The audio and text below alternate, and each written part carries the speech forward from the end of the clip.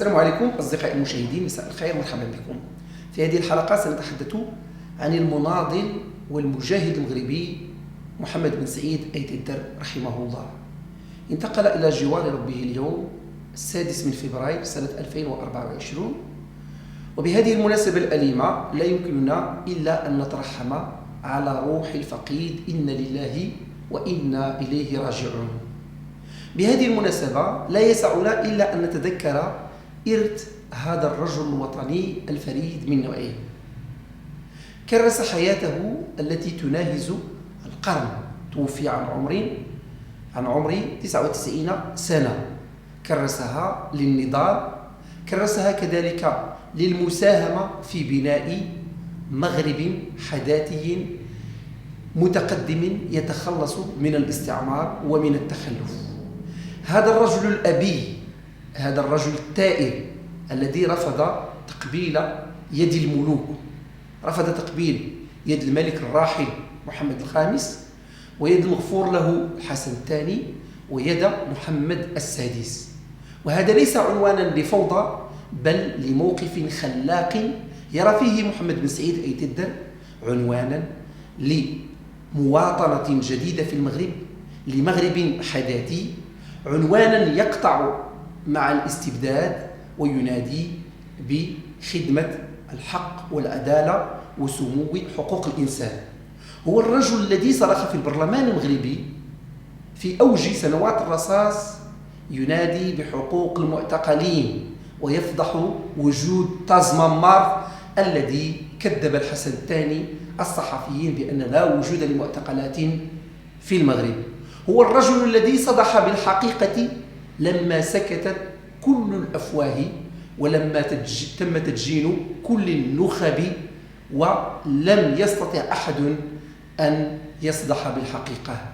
هو الرجل كذلك الذي نتعلم منه دروسا لا تنحصر لا في اليسار ولا في اليمين، هي دروس للوطنية، دروس لحب الوطن. لأن بن سعيد أيت الدر حقيقة لا يمكن أن نسجنه في بعد إيديولوجي معين، فهو شخصية وطنية عنوانها الأساسي حب الوطن والإخلاص لمبادئ الحق والمطالبة بالعدالة. له ردود أفعال ومساهمات وتفاعلات مع كل الأحداث التي يعرفها المغرب منذ الاستقلال إلى اليوم، وهو المساهم في الاستقلال باعتباره رئيسا وقائدا لجيش التحرير الوطني المغربي في الجنوب. أولا دعونا نتذكر هذا الزخم من البداية. ولد محمد بن سعيد أيت الدر في إقليم الشكا أيتباها، هو أمازيغي، انتقل إلى مراكش ليدرس في معهد بن يوسف، حيث تعرف أولا على مختار السوسي، بعدها على بن بركة، وعلى السيد المراكشي إبراهيم أو عبد الله إبراهيم المقاوم الوطني الكبير الذي كان ترأس حكومة من حكومات الاستقلال. في كتابه هكذا تكلم بن سعيد، يحكي لنا أهم المواقف التي مر بها في تاريخ المغرب. ما يهمنا ليس التاريخ والأحداث في حد ذاتها، وإنما العبر والتأويل الذي يعطيه محمد بن سعيد أيت الدر، هذا العقل اليقظ، هذا العقل الثائر الذي يرى في الجزئيات إمكانيات ضائعة. يمكن أن نؤرخ لمواكبة بن سعيد أيت الدر لتاريخ المغرب ولتاريخ المغرب المعاصر من الاستقلال إلى اليوم بأنه تاريخ الفرص الضائعة. ماذا نفهم من ذلك؟ نفهم من ذلك أن بإمكاننا في القادم من الأيام وفي القادم من الفرص أن نستغلها من أجل وطن أفضل.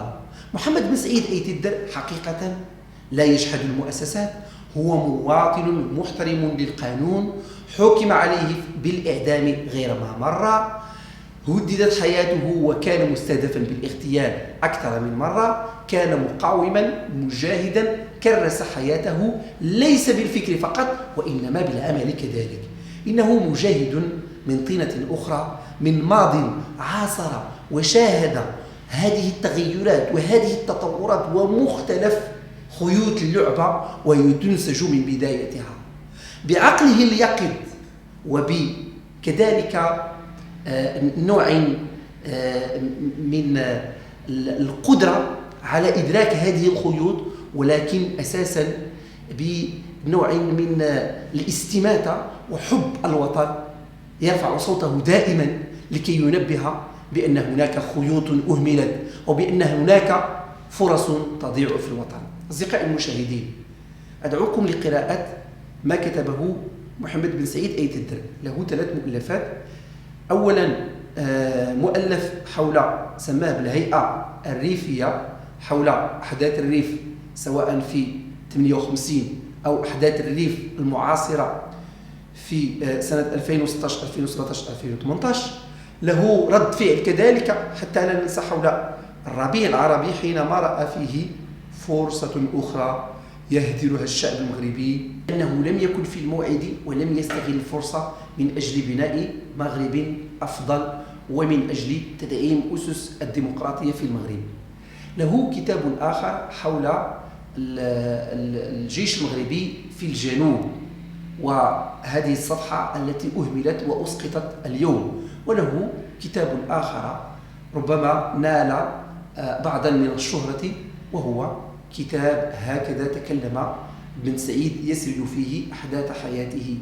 حقيقة لا يمكننا إلا أن نقف احتراما لهذا الرجل، احتراما لإرثه، أولا لأنه سياسي نظيف، ثانيا لأنه مواطن صادق ذو وطنية وذو غيرة على وطنه، ثالثا لأنه رجل حكيم، رجل حينما تجالسه وحينما تسمع منه وحينما تسأله عن آرائه يجيبك دون لف ودوران، ويفحمك بالحجج وبالتجارب الطويلة التي يمكن أن نستفيد منها إذا ما أردنا يوما أن نبني مغربا أفضل. أصدقائي المشاهدين، لا يمكننا إلا أن نترحم على روح الفقيد محمد بن سعيد أيت الدر، أسكنه الله فسيح جناته وشمله برحمته ومغفرته.